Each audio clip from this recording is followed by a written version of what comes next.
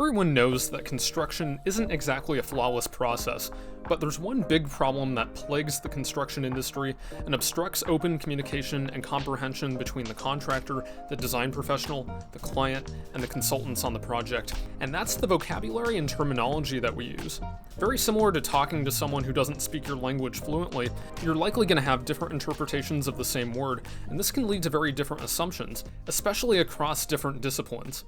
Now, we're a building science channel, but stick with me for a second because this is really important to virtually everything that we do. So for example, let's start with the term WRB. Most people have an idea of what this is, whether it's a sheet of building wrap, tar paper, a peel and stick membrane, or a liquid applied system, but what does the term WRB actually mean? Does it mean weather-resistive barrier or water-resistive barrier?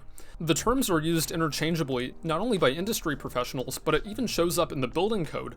Both the terms weather-resistive barrier and water-resistive barrier are more or less used interchangeably. Is it synonymous with waterproofing?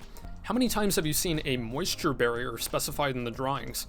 What type of moisture is this even referring to? Liquid water or vapor? These are not the same thing, and could easily result in the wrong product being specified, which could completely deteriorate the building. What about when you go to order a liquid-applied WRB? The majority of the time they're sold as fluid-applied air barriers. So, is the weather-resistive barrier both a water control layer and an air barrier? Does it have to be? Well, air barriers are not synonymous with weather-resistive barriers, or water-resistive barriers. They are completely different functions. OSB and drywall can be air barriers, but those certainly aren't water-resistant or weather-resistant. Let's talk about another common example of this. How many times have you heard a house needs to breathe or the walls need to breathe?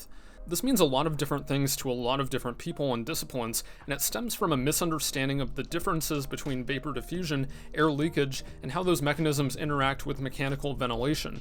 I know this is a shocker, but the word breathe isn't anywhere in the building code, but the industry still uses it for multiple different meanings, and that's probably led to quite a few arguments between design professionals and contractors.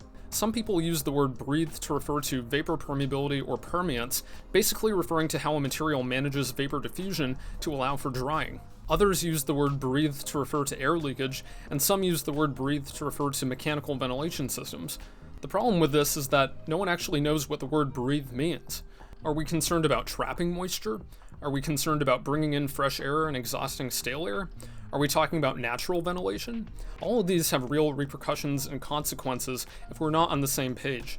For example, if we're using breathe to refer to air leakage, then we want to avoid that, since air can transport moisture in the form of vapor at rates that are orders of magnitude higher than diffusion, and bring with it air contaminants like pollen, dust, and chemicals. Another common topic of miscommunication and misunderstandings is roofs and attics, specifically the differences between vented roof assemblies and vented attics, unvented roof assemblies and conditioned attics, and vented roof assemblies with conditioned attics. We actually have a whole video dedicated to this one topic, which you can go and watch up here, but these are all different combinations that can be made to work. The first thing that a lot of people think of when they hear the term unvented roof is that it's going to rot away and you'll get a ton of moisture issues and mold, but that's not actually the case if you follow the code and design it properly in the first place. A properly designed unvented roof assembly coupled to a conditioned attic that receives supply and return air and is humidity controlled as it should be isn't going to have any of those issues, and in fact it might be preferable to have one in many climates to contain the mechanicals within the conditioned space without having to construct a soffit and to reduce humidity issues that can lead to condensation. If you want a conditioned attic that's coupled to the interior living space or a cathedral ceiling, this is the most common way of doing it. But you can also vent the roof assembly, which is not the same as venting the attic. Venting the roof assembly just refers to venting the space between the roof covering and the insulation, while containing the attic within the conditioned space, whereas venting the attic itself, which most of us are familiar with, uncouples the attic space from the living space and flushes it with outside air. So what we're getting at is, there are some really big gaps in vocabulary, knowledge, and communication across all of the disciplines, and this can lead to a lot of potential issues down the line if everyone isn't on the same page. If you're a design professional or consultant, we would recommend clearly labeling the functions of the materials and products that you specify. This is something that we're currently working on doing a better job of as well, but clearly labeling these components and materials will help to inform the other parties involved to make the proper decisions and facilitate better communication between yourselves and the others working on the project, whether it's other consultants, the contractor, or the trades.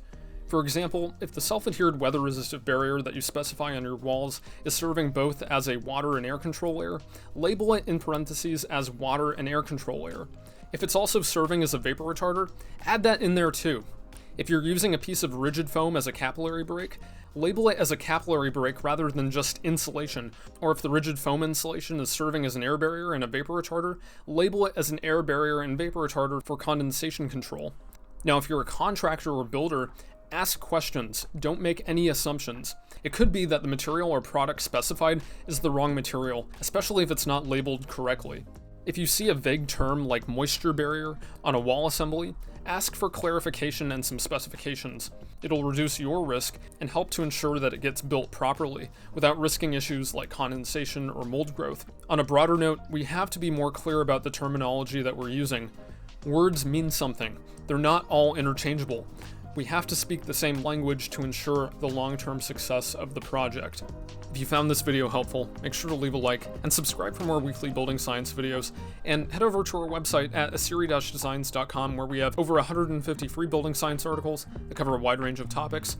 Links will be in the description below. For now, good luck with your projects. Cheers.